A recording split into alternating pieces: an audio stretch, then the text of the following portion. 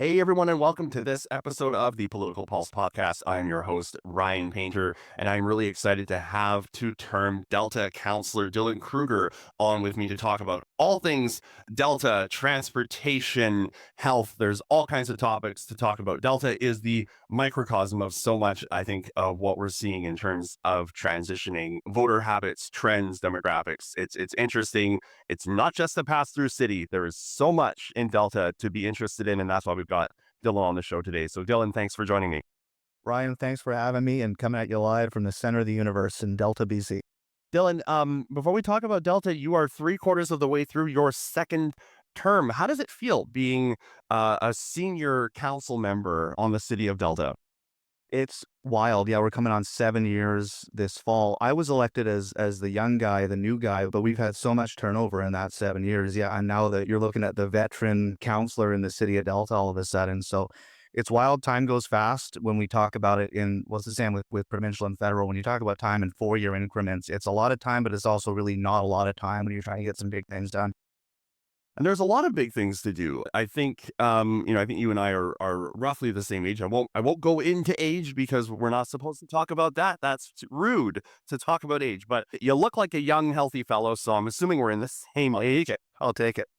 And it's interesting because cities, municipalities, communities, not just in BC, but I think throughout are facing some pretty intense pressures. I mean, cost downloading is something that we've heard about for years and years and years for those of us who pay attention to politics and even those who are kind of tangentially attached to it. What's Delta experiencing right now in terms of just kind of that cost burden, the cost pressures, all those things that are experiencing? Because it's not just the big cities.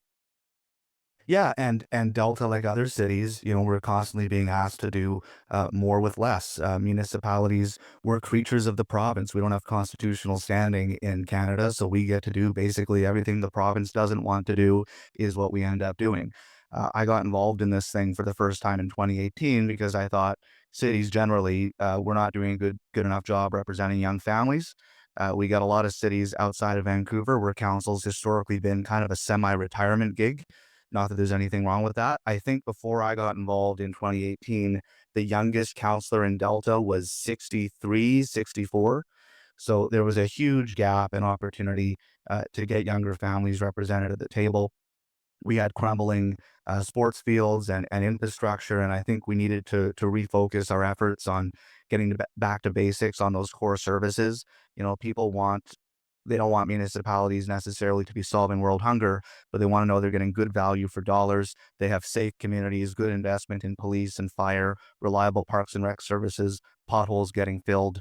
But like everything else, that's getting more expensive. And we only have two revenue tools, property taxes and development charges. So increasingly difficult to fund these big priorities. And flashing back to my recent episode with Brad West, it's really interesting because he was saying Brad West is the mayor of Port Coquitlam, and it's interesting because he was saying a lot of the same things. We need to get back to basics, get back to what municipalities do, not pretending that we are the United Nations of everything. I am paraphrasing what he said, just so we know those weren't his words. Those are mine. I'm being colorful.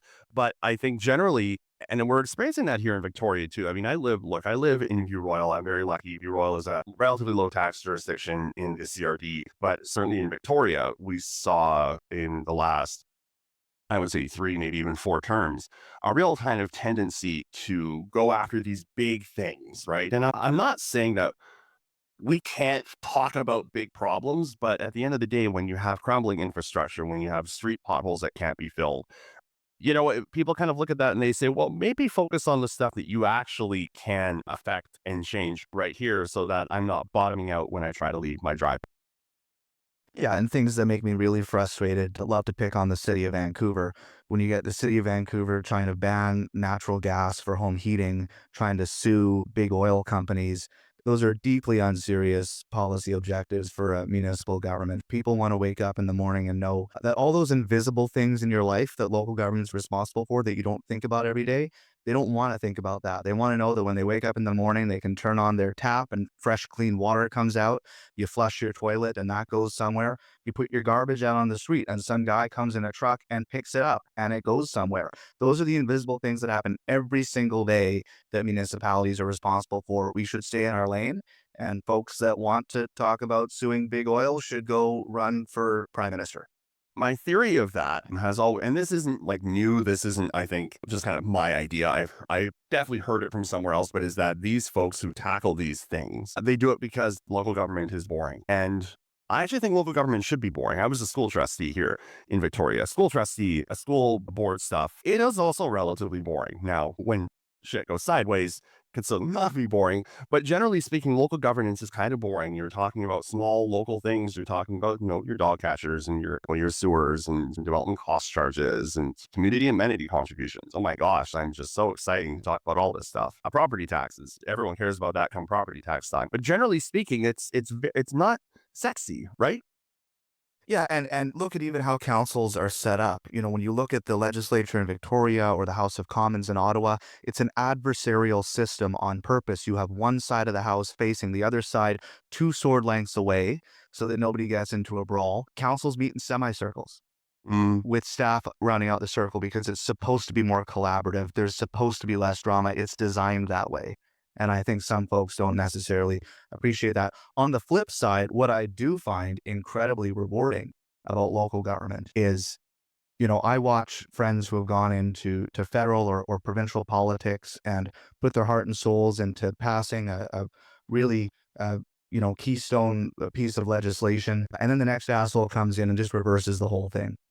You can't reverse a building or a new pool or a rec center or a library. Those are tangible, permanent, 80-year plus investments in your community that you can point to and say, hey, I helped to make my community a better place. That's actually really interesting. I had not considered the avenue of actual infrastructure change that you can have as a local municipal councillor, mayor, governor.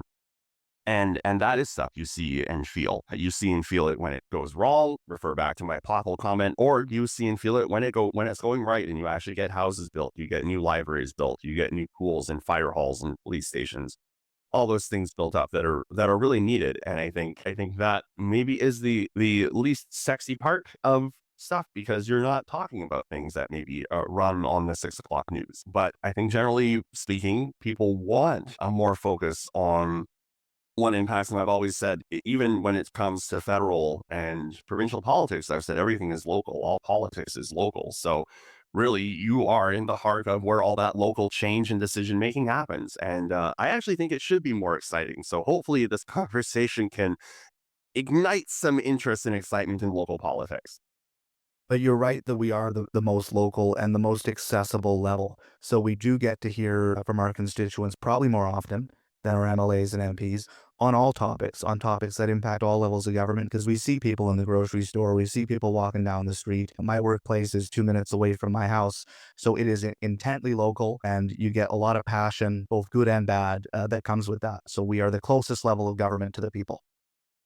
In that vein, I want to talk about a topic that I hope doesn't break you out into cold sweats. The Massey Tunnel project, the project that I think will, I don't say this to ignite fear and anger, but the project that will never get built. Hopefully it does. I mean, we all want it to be built, but my gosh, 2017, it was announced originally, and you're going to correct me on timelines here, but originally it was going to be before the NDP came in.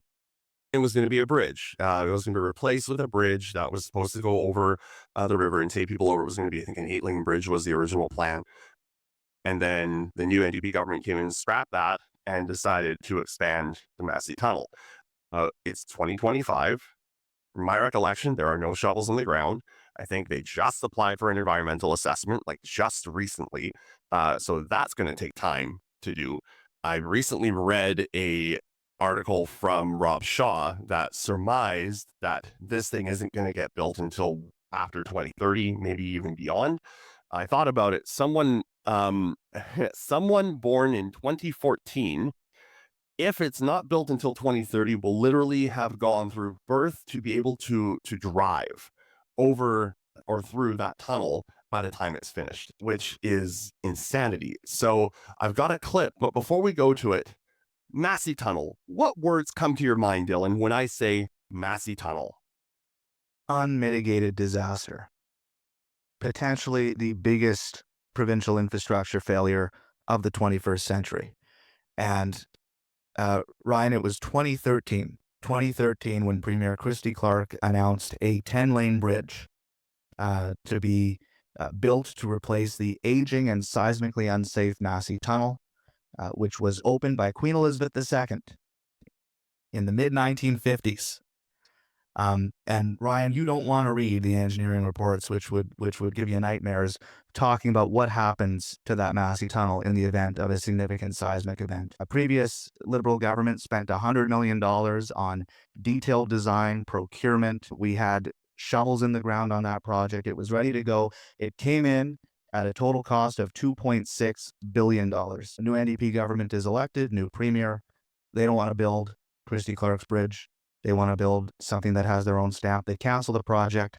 They spend 24 months reconsulting the communities.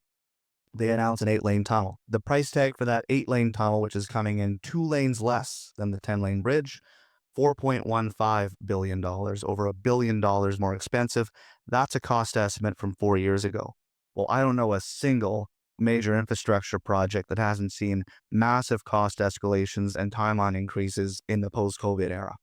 So we know $4.15 billion won't be the total price tag on it. Here's the other thing. The tunnel today with the counterflow lane in is 3 lanes in the rush hour direction.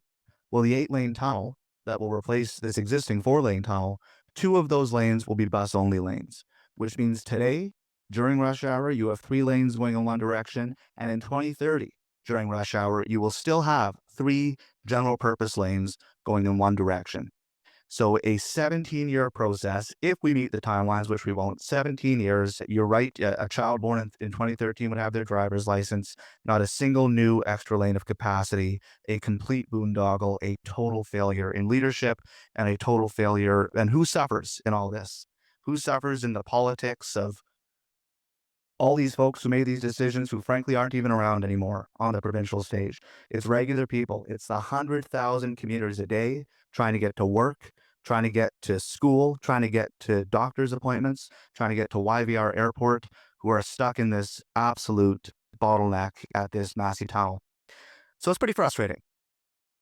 And hear the frustration, Dylan, and you say the largest kind of infrastructure boondoggle, and that this government has some choices in that matter, because the North Shore wastewater treatment plant is also a tremendous boondoggle, but at least that thing's getting built. There aren't even shovels on the ground. Ian Payton, who's your one of your MLAs from Delta South, was in estimates recently in the legislature. And if folks don't know, I'll quickly tell you, estimates is when a minister comes before Parliament with their budget, with their books, and answers questions from the opposition. And Ian actually said, I drive by there, several times a week. I go through the tunnel. There's no excavators. There's no diggers. There's nothing happening. And the response that the Minister for Transportation and Transit, Minister Mike Farnworth, said, well, they'll be there by 2026. And I was will they? They're not there yet. They haven't been there since 2017. I highly doubt it. I am very skeptical about the timelines. There's other things that I think folks won't appreciate until it actually starts to happen. Obviously, when you build a bridge, you put pedestals on dry land and you build a bridge, very much like the Patello project that's going on right now. When you build a tunnel, you have to build a tunnel in segments, upland, and then barge those segments in and plunk them into the river. So we're going to have dozens of acres of prime farmland on both the north side and the south side of the tunnel in Delta and Richmond, paved over for 7 or possibly 8 years for construction, commissioning, and decommissioning of this tunnel. There's also Dease Island Regional Park, which will see hundreds, if not thousands, of trees removed for the construction of this project. The environmental impacts of the decision to go with a tunnel instead of a bridge are devastating. I don't think people are going to realize that until they actually see it. I want to just throw up here a clip that came from just the other night on Global, which kind of digs into, I think, where we're currently at with this problem, and then we'll chat quickly on the other side of this clip. Downriver, the Massey Tunnel replacement tells a different story. No end in sight for traffic bottlenecks like this one Tuesday morning. They've spent over $300 million since 2017 working on a plan to build a tunnel, and yet nothing happening. There's no excavators, there's no bulldozers, there's no sign of a concrete tube. In 2013, the BC Liberal government announced a 10-lane bridge to replace the aging tunnel. but this model is as close as the region ever got. The BC NDP scrapped the plan and in 2021 announced a new tunnel. We should have cut the ribbon on that brand new bridge 3 years ago. Instead, we have people missing doctor's appointments, late for work, unable to get to YVR Airport or BC ferries in time. The transportation minister calls it a complex project, but one that is moving forward. There's a lot of work that is already underway. We've seen the construction of the first phase of the Stevenson interchange, which is an integral part of that project. There's work underway in terms of the environmental issues. The province wants Ottawa to split the cost 50-50, but so far no luck. Whether Mark Carney's Liberals will be a willing partner is unclear. Residents are frustrated, but they're also losing hope. The tunnel is slated for completion in 2030. A 2021 estimate pegged the cost at $4.15 billion. Critics say the real price tag will be much more than that. Travis Prasad, Global News. Of course, we have you in that clip. Which one is that guy? You know that guy. So a lot to unpack there. Before we kind of dig down into like the Stevenson interchange and a bunch of other things, I just want to get your general sense of the minister's comments. This is going to happen. Don't worry. Cool your jets. Calm down. You know, nice people of Delta. Just relax and go back to your embroidery. Right? Things are going to be fine. What do you make of that? I think what is most telling to me watching that clip is if you remove the date from that story, I would not be able to tell you if that was a story from 2025, 2022, 2020, 2018, 2017. It has been the same story.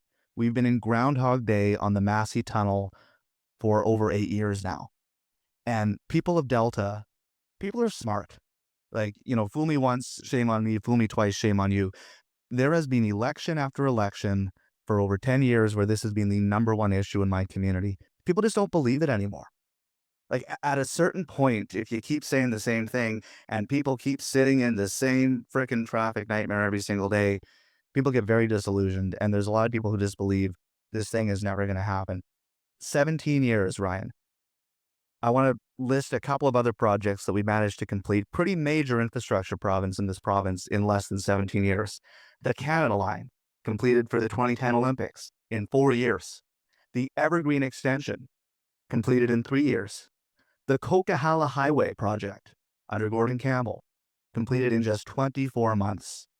And it will be 17 years or more before we get a replacement for this tunnel that was promised all the way back in 2013. Wow. You said Coquihalla, and I immediately had flashbacks to a time when shit actually got done. And it's wild to think that, I mean, you brought up the farmland that'll be interrupted and disrupted and bulldozed over. And, you know, this is a government that supposedly they like to wrap themselves around the flag of the ALR and environmentalism and climate and food security. And, you know, Delta has some of the most, wonderful farmland in the province of BC is in Delta. I can't imagine that they're not going to hear stuff about this when the trees start coming down and they start bulldozing over this very arable needed farmland, especially if, you know, they're elbows up and they're talking about Trump and all this other stuff and we have to grow our own food and do all of our own stuff. And it's like, okay, but we don't need this farmland. We can just bulldoze over it for this bridge that nobody actually wants. That's the other thing that I find really interesting is that Rob Shaw article, the minister's actually quoted for saying, well, this is the project people want. I was like, huh? I don't actually think that that's accurate. Can you tell me, like, when you talk to residents, do they care if it's a bridge? Do they care if it's a tunnel? Or do they just want to get moving? At this point, people don't care if it's a bridge, a tunnel, or a zip line. They just want to see something get done. I believe what the minister is referring to is there are a bunch of mayors in Metro Vancouver who struck a task force at Metro Vancouver after the NDP scrapped the bridge. And a bunch of mayors, of which most of them don't interact with the Massey Tunnel on a regular basis, said that they preferred a tunnel over a bridge. Well, last I checked, mayors are not engineers. Mayors are not architects. They're not transportation specialists. They're certainly not pollsters. I can tell you, I've knocked on more doors than anybody else I know in Delta over the last 7 years, and I'm not sure what mayors from New Westminster and Coquitlam and North Vancouver have to do in terms of consultation on whether or not there should be a bridge or a tunnel in Delta and Richmond. Tell me about this. What did he say? Was it Steveston interchange? Because that's something that comes up a little bit. And I think there's been some delays with that. There's some issues with that. You fill us in on that issue. So backing up, this is a really important point. The original bridge project was not just a bridge. It was a Highway 99 corridor improvement project that would have seen improvements all the way from Bridgeport Station in Richmond down to White Rock. Ooh. It would have included upgrades to several interchanges and overpasses. It would have included a new, desperately needed exit out of Ladner on River Road, and it included improvements to the Steveston interchange. What this government has done is they've scrapped all of that. So the $4.15 billion is just for the tunnel, nothing else. The Steveston Interchange project, they're moving forward with as a separate project. And it's needed. The Steveston Interchange has been a disaster for many years, so this will be a great improvement. But let's not forget the scope of work that is never going to see the light of day because we decided to spend an extra $1 billion on a much more technically complex immersed tube tunnel concept as opposed to a bridge project. So much to talk about with this. I want to talk about healthcare because healthcare is such a big issue. But before I get off of the Massey Tunnel, just for your own cathartic needs, Dylan, do you have any other points you want to make on the Massey Tunnel before we kind of shift topics? The last thing I want to say, Ryan, and it's hyper local, but I think it's super important just to demonstrate where I think the government's attitude is with regards to the Massey Tunnel, is back to this second exit. So this folks who live in Ladner know that there is only, you can get into Ladner two ways. You can come out of that Massey Tunnel and drive off into River Road, but you can't come back the same way. You have to do the milk run, going down Ladner Trunk Road, light by light by light, and then come up Highway 17 around by the casino and back through the tunnel. Previous bridge project included funding for a second exit out of Ladner, which would have been an underpass under that bridge. Early days of the NDP tunnel project included renderings for an overpass reconnecting River Road and establishing that second exit out of our community. Then suddenly when detailed renderings came out, that overpass disappeared, completely scrubbed from the renderings. Delta Council asked why. The response from the province was, this is no longer in the scope of work for this project. But good news, this was in a council meeting on February 13th, 2023, where they said, if the federal government steps up with funding for this project, we're going to put the second exit out of Ladner back into the project. Lo and behold, the bombshell news that we got from our departing now former MP, Carla Qualtrough in Delta, just days before the federal writ drop, was that the federal government did, in fact, put hundreds of millions of dollars on the table just before the last provincial election. The provincial government rejected it. I believe it's because they have no interest in building this second exit out of Ladner. But regardless, look, I don't care how much money was offered as a municipal councillor. If I'm offered any money from senior government, I say, thank you so much, I will take it, and then I ask you for more. So the fact that money was legitimately put on the table and rejected by the provincial government says about all we can say about this project. Well, you're right. And actually, thank you for reminding me about that because that came up just in March of this year. And to think that, to your point, the feds came to the table with money. The province said no. And now the feds have said, okay, well, we're out. I believe that's where we're at right now, where the feds have just backed out completely. Am I right? It was, well, no, the Massey Tunnel was referenced in the Mark Carney Liberal platform. So I'm hopeful. Look, we got a new prime minister. We got a new MP, a cabinet minister in Delta. We're lucky with cabinet ministers. We got 3 in a row in cabinet from Delta. So I would hope the premier is picking up the phone to try to get that money back on the table. But the feds have been there with funding. It's up to the province to say yes. So the feds have been there, the province hasn't. Of course, I think it's safe to assume that Delta Council will be meeting with your new MP, new cabinet minister, ensuring that she hears your concerns, and can reflect those back at the cabinet table and certainly the Treasury board. I think she'll be heard loud and clear from a lot more people than just council. Let's flip to the issue of healthcare because I know it's a big issue in Delta this year. For reference, this isn't obviously in Delta, but there have been healthcare closures, emergency room closures all over the place in BC. Just last week, Lillooet had their 27th or 28th closure already this year, and we're not even into June. Delta itself, not necessarily the most rural place in the province of BC, but certainly rural itself, has had its own share of closures of its ER and has had its own hospital and healthcare access issues. Let's chat about that a bit. What have you guys been experiencing in Delta?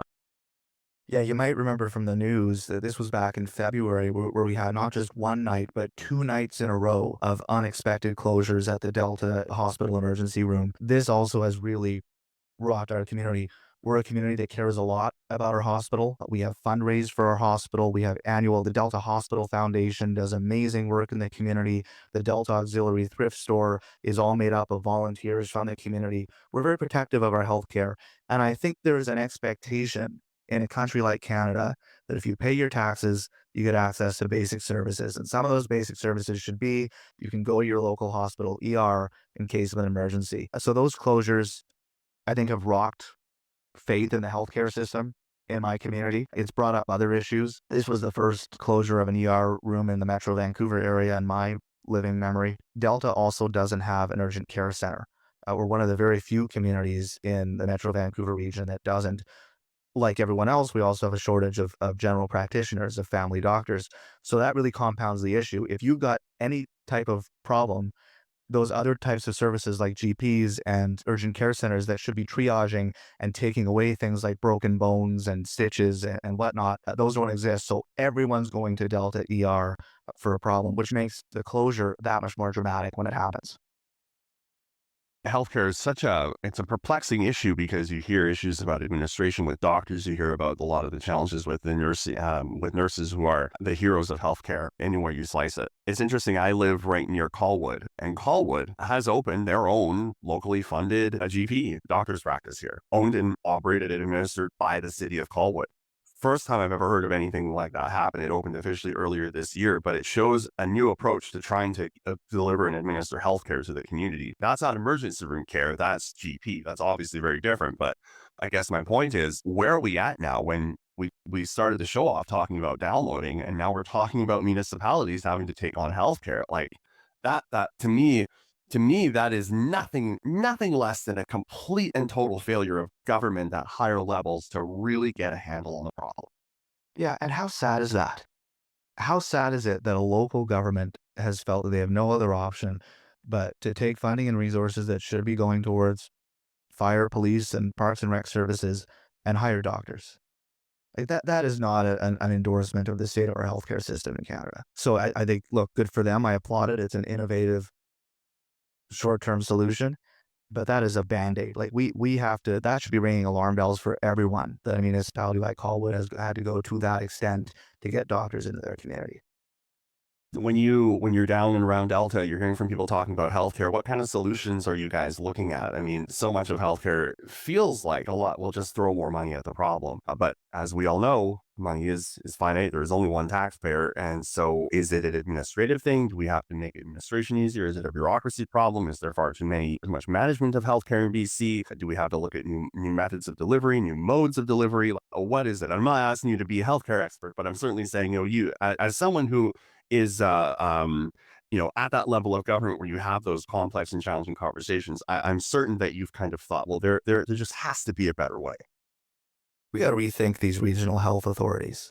The other thing that was deeply disappointing, we talked earlier about how council is the closest level of government to the people. We're the most accessible. So when things go wrong, even if it's not a municipal responsibility, we're the first, everyone has my cell number. People call me, people text me, hey, what's going on with the Delta ER? How frustrating was it? City of Delta didn't get a heads up. The entire community found out 3 hours before these closures. Fraser Health knew for days they were going to have staffing challenges leading into Saturday and Sunday night of that fateful weekend in February. Why couldn't they give the community a heads up? Then Delta Council sent a letter to then board chair Jim Sinclair of Fraser Health asking Mr. Sinclair to come to Delta Council and talk to our community. Let's have a conversation about this failure, what happened, and what can we do to have assurances from Fraser Health that it's never going to happen again.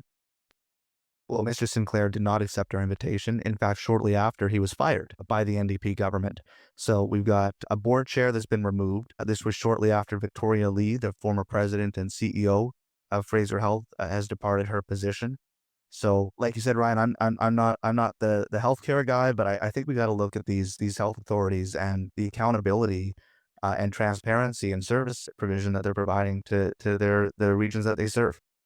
Well, I think ultimately the responsibility has to fall at the feet of government. You know, you have all these layers, and I think school boards often play a role in this too, which are kind of the barrier between the provincial government and the people. And so something goes wrong. Okay, well, you're fortunate that you have a buffer to kind of brace for that impact so it never gets to the province. And I think a lot of these regional health authorities and health boards act in a very similar way. Blame them, don't blame us. We're just the provincial government. You know, what can it's, I often, I think about this and I think about Homer Simpson saying, what can I do as an individual? Well, you can just listen to people. You can cut down some of the bureaucracy and just solve the fucking problems, because at the end of the day, people deserve access to healthcare. They pay into it. They deserve to have ready, efficient, available access to it when they need it. Someone who is having a heart attack or having a stroke, they need that healthcare now. They don't need it in 5 hours, in 6 hours, in 18 hours.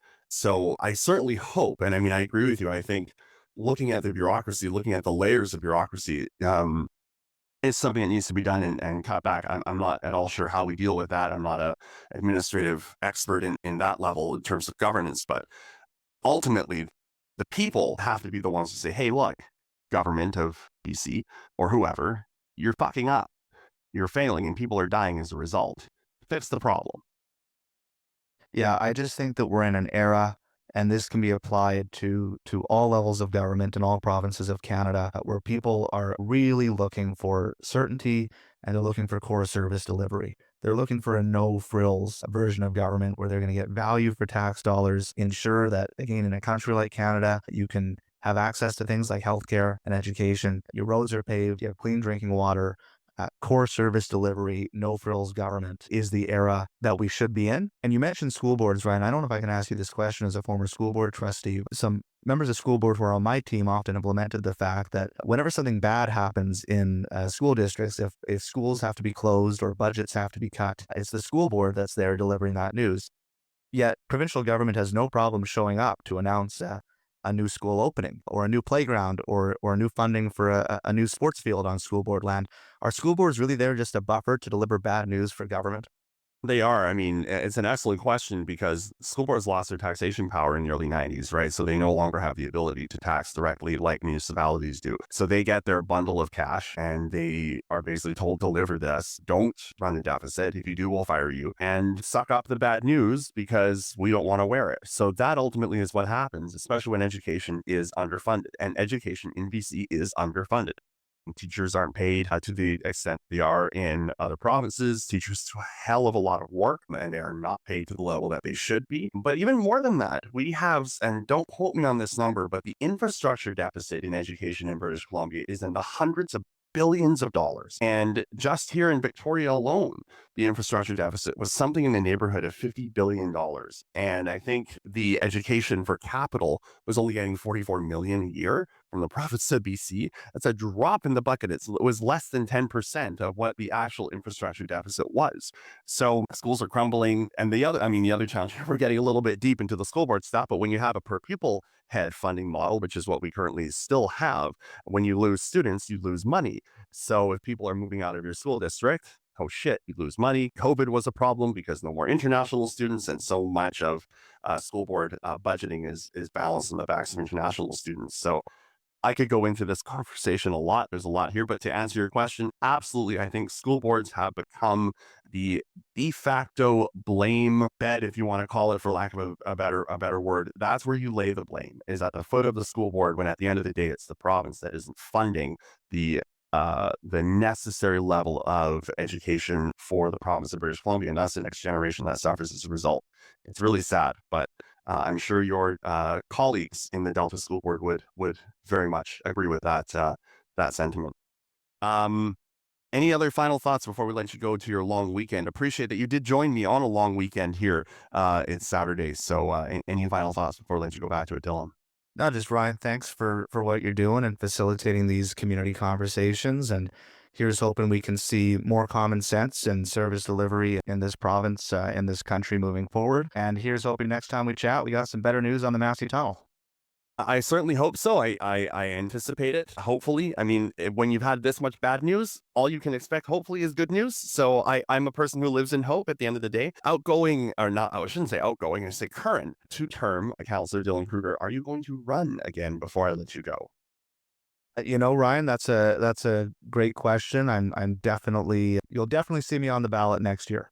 Put it that way. Yeah, we got a lot more to do here, and we got a wonderful community in Delta. It's one of the best places in BC to live and raise a family. And as long as I can, as people want me to contribute, I'm happy to put my name forward. Well, Dylan, you serve your community well. You continue to do it well. I have no doubt that you have continued to represent and earn and gain the respect of your constituents. I have no doubt we will continue to see you do good work at the council level. So best of luck to you, of course. I look forward to having you back on the show at another time. Two-term Delta Councillor Dylan Kruger, thank you again so much for your time. Thanks for having me, Ryan.